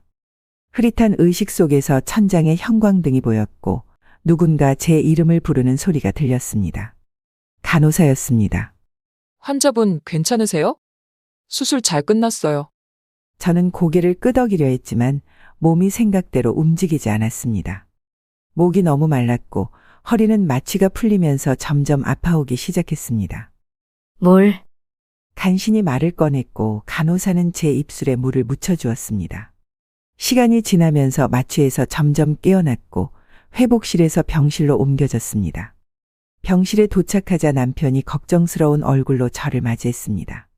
수술 잘 됐대요. 의사 선생님이 다 성공적이었다고 하셨어요. 저는 여전히 몸을 제대로 움직일 수 없었지만 남편의 손을 잡으며 안도했습니다. 그날 밤은 간병인의 도움을 받아 병실에서 보냈습니다. 통증 때문에 잠을 제대로 이루지 못했고 화장실도 가지 못해 소변줄을 달고 있어야 했습니다. 다음 날 아침 의사의 회진이 있었습니다. 수술 결과가 양호하다는 이야기를 들었고 2-3일 정도 입원 후 퇴원할 수 있을 거라는 말도 들었습니다. 오후에는 물리치료사가 와서 간단한 운동법을 알려주었습니다. 천천히 움직이세요. 무리하면 안 됩니다. 물리치료사의 도움으로 처음으로 침대에서 일어나 보았습니다. 허리에 찌르는 듯한 통증이 있었지만 수술 전보다는 훨씬 나아진 느낌이었습니다. 남편이 계속 곁에서 도와주었고 간병인도 밤새 저를 돌봐주었습니다. 저녁이 되자 남편이 잠시 집에 다녀오겠다며 나갔습니다. 옷을 갈아입고 필요한 물품을 더 가져오기 위해서였습니다. 저는 간병인과 함께 병실에 남았습니다. 1시간쯤 지났을까 병실 문이 열리고 남편이 돌아왔습니다. 그런데 그의 뒤로 낯익은 얼굴이 보였습니다. 우리 집 옆집에 사는 박 할머니였습니다. 이웃집 박 할머니가 같은 병원에 입원해 계시다고 해서 같이 왔어요. 남편의 말에 저는 놀랐습니다. 박 할머니는 제게 다가와 안부를 물었습니다. 수술 잘 됐다면서요? 저도 무릎 수술했어요. 바로 옆 병실이더라고요. 박 할머니와 이런저런 이야기를 나누다가 그녀가 문득 물었습니다. 아드님이 해외여행 가셨다면서요? 저는 순간 당황했습니다. 어떻게 그 사실을 알고 있는지 의아했습니다. 네, 가족여행이라고 하더라고요. 박 할머니는 휴대폰을 꺼내 들었습니다. 우리 아들이 페이스북 하는데 거기서 봤어요. 며느리분이 올린 것 같던데. 그녀는 휴대폰 화면을 저에게 보여주었습니다. 화면에는 아들 가족의 사진이 있었습니다. 아들, 며느리, 손주, 그리고 며느리의 부모님까지 모두 함께 활짝 웃으며 해변에서 찍은 사진이었습니다. 사진 아래에는 가족여행 첫날, 하와이 가족여행 도엄마도 함께라는 글이 적혀 있었습니다. 엄마도 함께, 며느리의 부모님을 의미했고 저희 부부는 그 가족에 포함되지 않았습니다. 제 수술을 핑계로 가지 못한 것이 아니라 처음부터 저희를 초대할 생각이 없었던 것입니다. 멋진 곳에 가셨네요. 하와이라니. 박 할머니의 말에 저는 그저 미소로 대답했습니다. 속내를 드러내고 싶지 않았습니다. 네, 그런가 봐요. 대화가 끝나고 박 할머니가 자기 병실로 돌아간 후 남편이 제게 물었습니다. 괜찮아요. 저는 고개를 끄덕였습니다. 더 이상 놀랍지도 않았습니다. 이미 예상했던 일이었으니까요. 다만 SNS에 그렇게 당당하게 올릴 정도라는 것이 새삼 씁쓸했습니다. 수술 후 3일째 되던 날 의사는 퇴원을 허락했습니다. 회복이 빠른 편이라고 했습니다. 퇴원 준비를 하면서 간병인 문제가 생겼습니다. 병원 측에서는 명절 연휴라 간병인을 구하기 어렵다고 했습니다. 명절이라 모든 간병인이 이미 예약되어 있어요. 다음 주까지는 새로 구하기 힘들 것 같습니다. 간호사의 말에 저와 남편은 난감했습니다. 제 상태로는 혼자 생활하기 어려웠고 남편 혼자서 저를 돌보는 것도 쉽지 않았습니다. 특히 남편도 완전히 건강한 상태가 아니었으니까요. 그때 옆 병실에 박 할머니가 다시 찾아왔습니다. 퇴원하신다면서요? 저도 오늘 퇴원해요. 저희의 상황을 듣고 박 할머니가 제안을 했습니다. 우리 동네 자원봉사 모임에서 아픈 이웃 돕는 일을 해요. 제가 한번 알아볼게요. 박 할머니는 전화 몇 통을 걸더니 좋은 소식을 가져왔습니다. 장씨 아주머니가 도와주실 수 있대요. 원래 내일부터 다른 분을 도울 예정이었는데 갑자기 일이 취소돼서 시간이 생겼대요.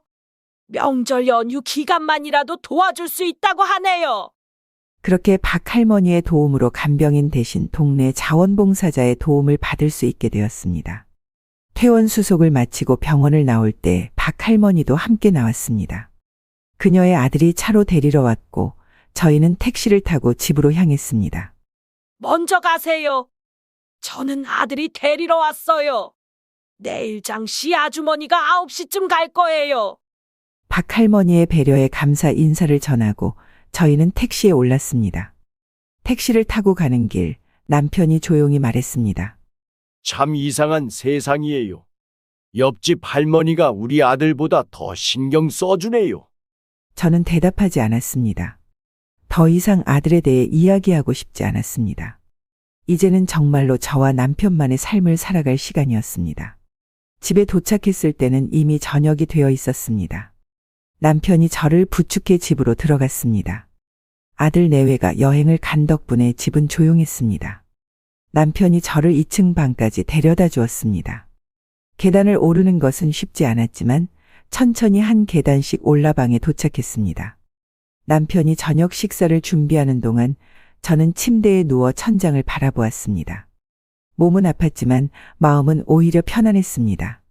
이제 모든 것이 명확해졌으니까요. 더 이상 기대하지 않고 미련을 갖지 않고 오로지 남편과 저만의 삶을 살아가기로 결심했습니다. 다음 날 아침 약속대로 장씨 아주머니가 찾아왔습니다. 그녀는 60대 초반의 친절한 여성이었고 간병 경험도 있어 큰 도움이 되었습니다. 덕분에 남편도 잠시 휴식을 취할 수 있었습니다. 명절 연휴 기간 동안 저희 부부는 조용히 회복에 집중했습니다. TV로 명절 프로그램을 보고 간단한 음식을 먹으며 평화로운 시간을 보냈습니다. 아들이 없는 명절이었지만 오히려 편안했습니다. 더 이상 형식적인 인사나 의무감에 시달리지 않아도 되었으니까요. 연휴 마지막 날 저는 남편에게 제안했습니다. 여보, 우리 집을 팔까요?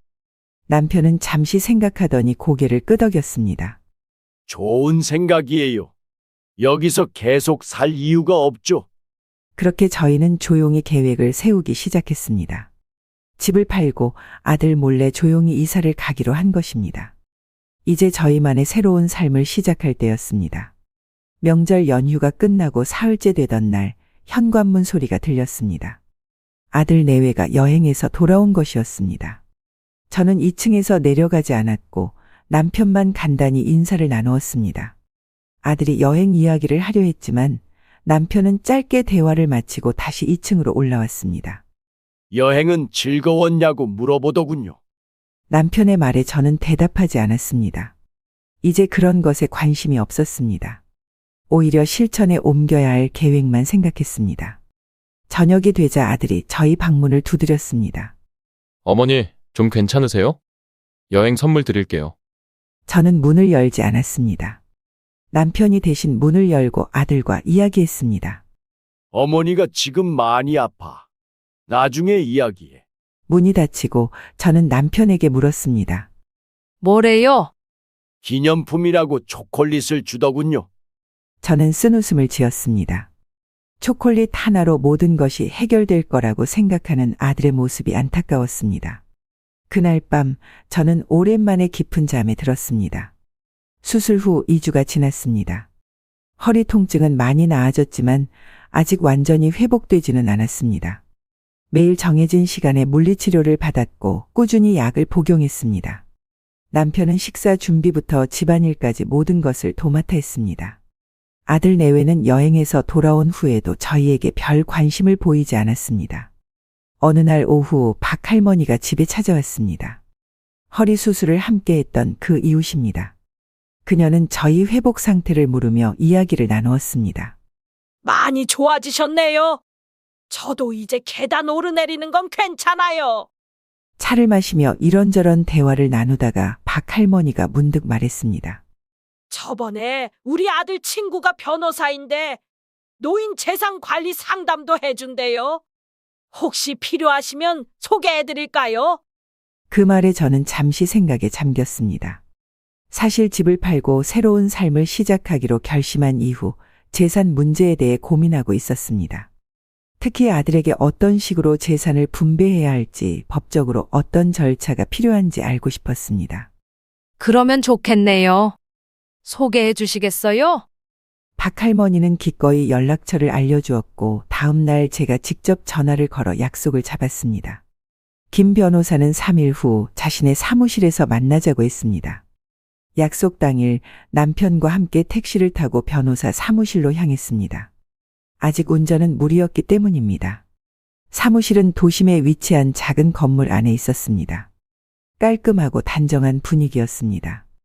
김 변호사는 40대 초반의 남성으로 친절하고 전문적인 인상을 주었습니다. 그는 저희를 안으로 안내하고 차를 대접했습니다. 박 할머니께 이야기 들었습니다. 어떤 상담이 필요하신가요? 저는 솔직하게 상황을 설명했습니다. 아들과의 관계가 소원해진 것, 집을 팔고 새로운 곳으로 이사하려는 계획 그리고 재산 문제에 대한 고민까지 모든 이야기를 하면서도 감정을 최대한 배제하려고 노력했습니다. 이제는 사실에 입각해 현명한 결정을 내리고 싶었기 때문입니다.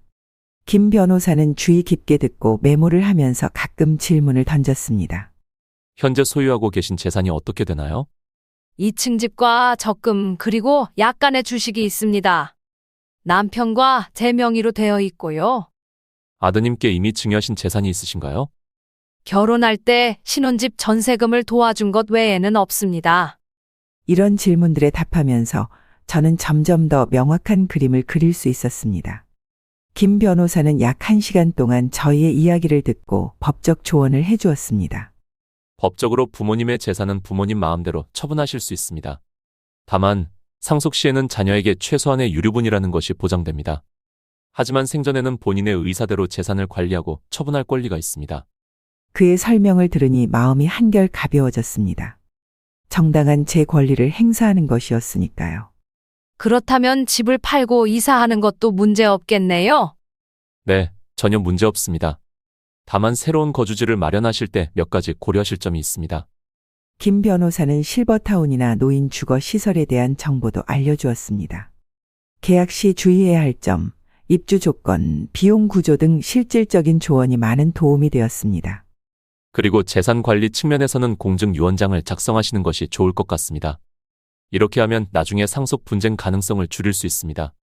김 변호사는 유언장 작성 방법도 설명해 주었습니다.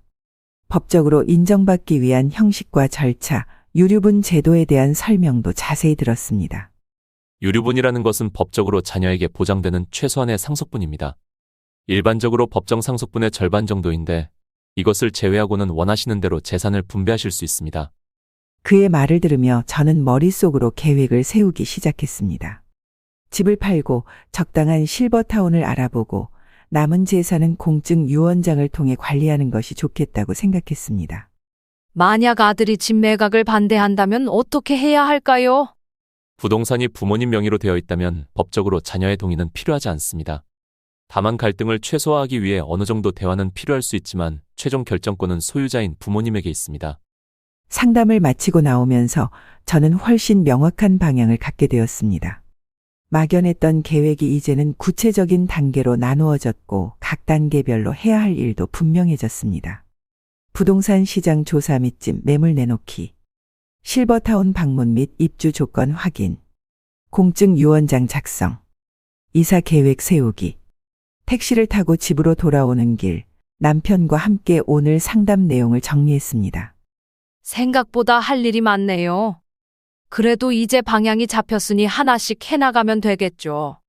집에 도착해서 저는 노트에 오늘 들은 내용을 자세히 정리했습니다. 앞으로의 계획과 준비해야 할 서류들, 알아봐야 할 정보들을 빠짐없이 기록했습니다. 이것이 저희 부부의 새로운 삶을 향한 첫걸음이었습니다. 다음 날 아침, 저는 남편에게 제안했습니다. 이번 주말에 부동산에 가보는 게 어떨까요? 집 시세도 알아보고요. 남편은 고개를 끄덕였습니다. 좋아요. 그리고 김 변호사가 알려준 실버타운도 한번 방문해 보는 게 좋겠어요. 주말이 되자 저희는 동네 부동산을 방문했습니다. 이제는 허리 상태도 많이 나아져서 짧은 거리는 걸을 수 있었습니다. 부동산 중개인은 현재 시세를 설명해주며 집을 빨리 팔고 싶다면 어느 정도 가격에 내놓는 것이 좋을지 조언해 주었습니다. 요즘 이 동네 시세가 좋습니다. 한 달 내로 팔릴 수 있을 거예요. 부동산에서 나와 점심을 먹으러 가는 길에 우연히 아들과 마주쳤습니다. 그는 무언가를 사러 나온 듯했습니다. 어머니, 아버지, 어디 가세요? 그냥 산책 나왔어. 저는 부동산에 다녀왔다는 말은 하지 않았습니다. 아직은 아들에게 알리고 싶지 않았으니까요. 아들과 간단히 인사를 나누고 헤어진 후 저희는 조용한 식당에서 점심을 먹었습니다. 언제 아들에게 이야기할 거예요? 남편의 질문에 저는 잠시 생각에 잠겼습니다. 집이 팔리고 나서요. 그 전에 이야기하면 방해할지도 모르니까요. 남편은 이해한다는 듯 고개를 끄덕였습니다. 그날 오후 저희는 김 변호사가 추천해준 실버타운을 방문했습니다. 깨끗하고 안락한 환경, 다양한 편의시설, 의료 서비스 등 여러 장점이 있었습니다. 담당자의 설명을 들으며 저는 새로운 삶에 대한 기대감을 느꼈습니다. 여기서 우리끼리 조용히 살면 좋겠어요.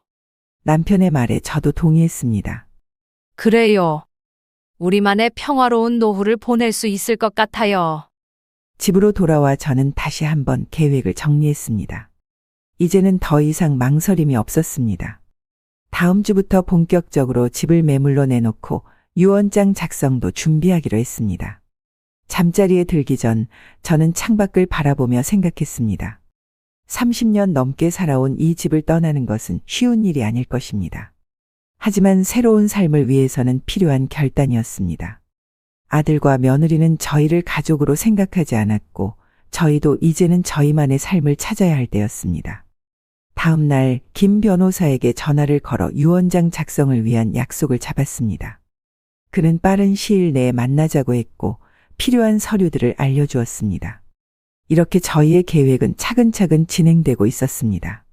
아들 부부는 여전히 자신들의 일상에 바쁘게 살아갔고 저희의 변화에 대해 알아채지 못했습니다. 그것이 오히려 다행이었습니다. 변호사와 상담한 지 일주일쯤 지났을 때였습니다. 아침 식사를 준비하던 중 아들이 부엌으로 내려왔습니다. 평소보다 일찍 일어난 모습이었습니다. 그는 우물쭈물하며 커피를 한 잔 따랐습니다. 어머니, 잠시 이야기 좀 할 수 있을까요? 저는 수저를 내려놓고 고개를 끄덕였습니다. 아들의 표정을 보니 무슨 이야기를 할지 이미 짐작이 갔습니다. 요즘 회사에서 일이 좀 안 풀려서요. 자금 사정이 좀 어려워졌어요. 아들은 잠시 말을 멈추고 제 반응을 살폈습니다. 저는 아무 말 없이 기다렸습니다. 다음 달에 대출금도 갚아야 하고 아내가 차도 바꾸고 싶어 하는데 어머니, 혹시 300만 원만 빌려주실 수 있을까요? 다음 달에 꼭 갚을게요. 그동안 수십 번 들었던 이야기였습니다. 다음 달에 갚겠다는 약속은 한 번도 지켜진 적이 없었습니다. 매번 저는 돈을 빌려주었고 매번 그것은 그대로 사라졌습니다. 하지만 이번에는 달랐습니다. 더 이상 너희에게 줄 돈이 없다. 제 대답에 아들의 표정이 순간 굳어졌습니다. 그는 제가 농담하는 줄 알고 어색하게 웃었습니다. 어머니, 진지하게 말씀드리는 거예요. 정말 급해서. 나도 진지해. 더 이상 돈을 빌려줄 수 없어. 아들의 얼굴이 점점 변했습니다. 처음에는 놀라움, 그 다음은 불신, 그리고 마지막에는 분노가 스쳐 지나갔습니다. 갑자기 왜 그러세요? 전에는 항상 도와주셨잖아요. 그래, 전에는 그랬지. 하지만 이제는 안 돼. 나도 내 노후를 위해 돈이 필요해. 아들은 이해할 수 없다는 듯 저를 바라보았습니다. 그의 눈에는 당혹감이 가득했습니다. 저는 그의 시선을 피하지 않고 똑바로 마주 보았습니다. 어머니? 정말 없으세요? 아니면 그냥 주기 싫으신 거예요? 그의 말에 저는 담담하게 대답했습니다. 둘 다야. 없기도 하고 주기 싫기도 해. 아들은 더 이상 말을 잇지 못했습니다. 그는 자리에서 일어나 자기 방으로 돌아갔고 얼마 후 크게 현관문을 닫고 나가는 소리가 들렸습니다. 남편이 방에서 나와 물었습니다. 무슨 일 있었어요? 애가 화가 난 것 같던데. 저는 상황을 설명했고 남편은 고개를 끄덕였습니다. 잘했어요. 누굴 탓하겠습니까? 우리가 잘못 키웠는데. 아들의 표정이 굳어지는 것을 본 순간 저는 제 결심이 옳다는 확신이 들었습니다. 그의 반응을 보니 그동안 저를 어떻게 생각했는지 명확해졌습니다. 저는 그에게 그저 돈을 제공하는 수단에 불과했던 것입니다. 그날 저녁 아들은 늦게 돌아왔습니다. 평소와 달리 술 냄새가 강하게 났습니다. 그는 저희 부부를 보지 않고 곧바로 자기 방으로 들어갔습니다. 며느리도 그날은 말없이 방에만 있었습니다. 다음 날 아침 아들 부부는 평소보다 일찍 나가버렸고 집은 조용해졌습니다. 저는 남편과 함께 차를 마시며 앞으로의 계획을 이야기했습니다. 이제 정말 집을 매물로 내놓을 때가 된 것 같아요. 남편은 동의했습니다. 그래요.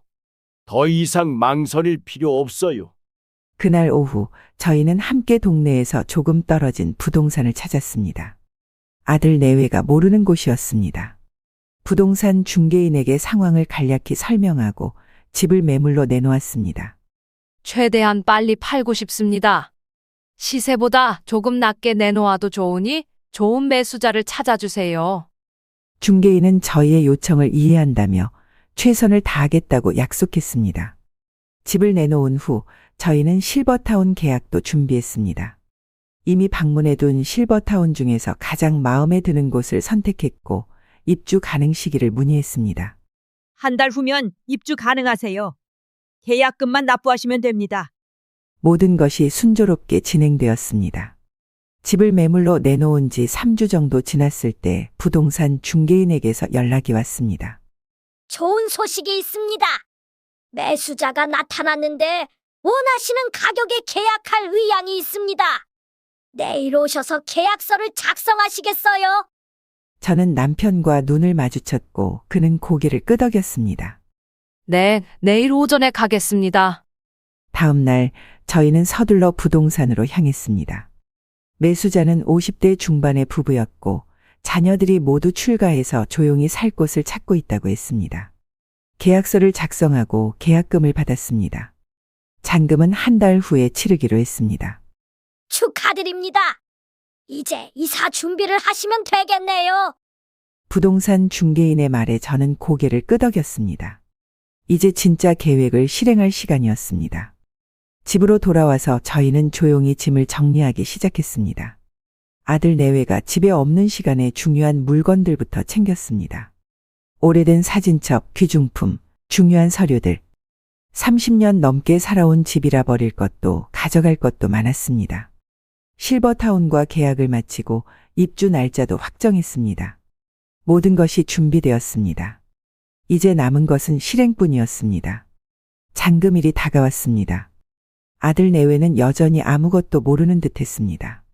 그들은 평소와 다름없이 자신들의 생활을 이어갔고 저희의 변화에 신경 쓰지 않았습니다. 그것이 오히려 계획 실행에 도움이 되었습니다. 잔금을 받은 날 저희는 사전에 준비해둔 짐을 모두 실버타운으로 옮겼습니다. 이삿짐 센터에 부탁해 조용히 이사를 마쳤고 실버타운 방에 짐을 정리했습니다. 집에는 최소한의 물건만 남겨두었습니다. 모든 준비가 끝났습니다. 이제 마지막 단계만 남았습니다. 저희는 아들 내외가 모두 출근한 오전 시간에 마지막 짐을 챙겨 집을 나섰습니다. 현관문을 나서기 전 저는 잠시 집 안을 둘러보았습니다. 30년 넘게 살아온 이 공간의 작별을 고하는 마음이었습니다. 아쉽지 않아요? 남편의 물음에 저는 고개를 저었습니다. 실버타운에 도착해서 마지막 짐도 정리했습니다. 저희의 새 보금자리는 작지만 아늑했고 필요한 모든 것이 갖춰져 있었습니다. 이제 어떻게 할까요? 아들에게 연락할 거예요? 남편의 질문에 저는 잠시 생각했습니다. 아들이 퇴근 후 빈집을 보게 될 때의 모습이 상상되었습니다. 분명 당황하고 혼란스러울 것입니다. 하지만 그것이 바로 제가 원하는 것이었습니다. 연락하지 말고 기다려봐요. 아들이 먼저 전화할 거예요. 예상대로 저녁 무렵 아들에게서 전화가 걸려왔습니다. 전화기 너머로 그의 당황한 목소리가 들렸습니다. 어머니, 집에 어디 계세요? 다 어디로 간 거예요? 저는 담담하게 대답했습니다. 너희에게 필요한 건 내 통장이지 엄마가 아니었잖아. 이제 그 통장도 나도 너희 곁에 없으니 더 이상 연락하지 마라. 아들이 뭐라고 더 말하려 했지만 저는 전화를 끊었습니다. 그리고 바로 통신사에 연락해 번호를 바꿨습니다. 이제 정말로 과거와의 연결을 끄는 것입니다. 남편은 제 옆에 앉아 어깨를 감싸주었습니다. 잘했어요. 이틀 후 저는 김 변호사를 만나기로 약속했습니다. 재산 정리와 유언장 작성을 위해서였습니다. 변호사 사무실에 도착하자 그는 친절하게 저희를 맞이했습니다. 모든 준비는 다 되셨나요? 저는 고개를 끄덕였습니다. 저희가 원하는 내용을 자세히 설명했고 변호사는 꼼꼼하게 메모하며 법적 조언을 해주었습니다. 유류분은 법적으로 보장된 최소한의 상속분입니다. 아드님에게는 이 부분만 남기고 나머지는 원하시는 대로 처분하실 수 있습니다. 저는 명확하게 의사를 밝혔습니다. 법적으로 줄 수밖에 없는 최소한의 금액만 아들에게 주고 나머지는 모두 독거노인 지원재단에 기부하고 싶습니다. 김 변호사는 제 뜻을 존중하며 필요한 서류를 준비해 주었습니다. 공증 절차도 함께 진행했습니다. 모든 과정이 끝나고 나니 마음이 한결 가벼워졌습니다. 이제 정말로 제 인생의 새로운 장이 시작된 것 같았습니다. 실버타운에서의 첫 일주일은 적응하는 시간이었습니다. 새로운 환경, 새로운 이웃들, 새로운 일상. 모든 것이 낯설었지만 동시에 신선했습니다. 남편과 함께 시설 내 프로그램에 참여하기도 하고 다른 입주민들과 교류하며 천천히 적응해 갔습니다. 열흘쯤 지났을 때 김 변호사에게서 연락이 왔습니다. 아드님이 저를 통해 연락을 시도하고 있습니다. 만나보시겠어요? 저는 잠시 생각했습니다. 아들을 다시 만날 준비가 되어 있는지 확신이 서지 않았습니다. 하지만 언젠가는 마주해야 할 일이었습니다. 언제 올 수 있다고 하나요? 내일 오후라고 하셨습니다. 알겠습니다. 만나보겠습니다. 다음 날 오후 저는 김 변호사 사무실에서 아들을 만났습니다. 그의 얼굴은 지쳐 보였고 수염도 제대로 정리하지 않은 채였습니다. 며느리는 오지 않았습니다. 어머니, 아들은 제게 다가오려 했지만 저는 자리에서 일어나지 않았습니다. 그는 어색하게 자리에 앉았습니다. 왜 이러세요? 갑자기 집도 팔고 연락도 끊고 제가 뭘 그렇게 잘못했는데요? 그의 말에 저는 담담하게 대답했습니다. 잘못을 모르겠다면 더 이상 할 말이 없구나. 아들은 한숨을 내쉬었습니다. 변호사님께 들었어요. 유언장도 작성하셨다고. 왜 그러세요?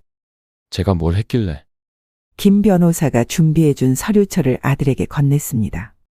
그 안에는 유언장 사본과 함께 그동안 아들에게 빌려준 돈 내역, 제 수술 당시 아들 가족의 해외여행 증거, 그리고 제가 겪었던 상황들을 정리한 문서가 들어 있었습니다.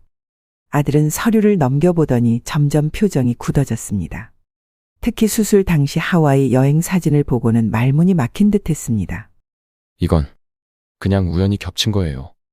미리 계획된 여행이었고. 제가 말을 끊었습니다. 내가 병원 침대에 누워있을 때 너희는 해외여행 갔잖니? 그러니 내 돈도 더 필요한 사람에게 여행 보내줄게. 그 말에 아들은 반박하지 못했습니다. 그저 고개를 숙인 채 침묵했습니다. 잠시 후 그가 다시 입을 열었습니다.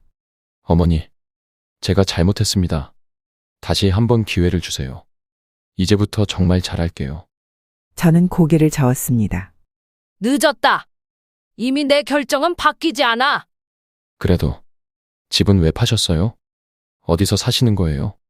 그건 내가 알 필요 없어. 이제 우리는 각자의 삶을 살면 된다.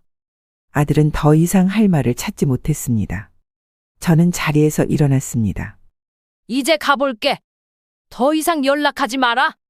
사무실을 나오는 제 뒤로 아들의 흐느끼는 소리가 들렸지만 저는 돌아보지 않았습니다.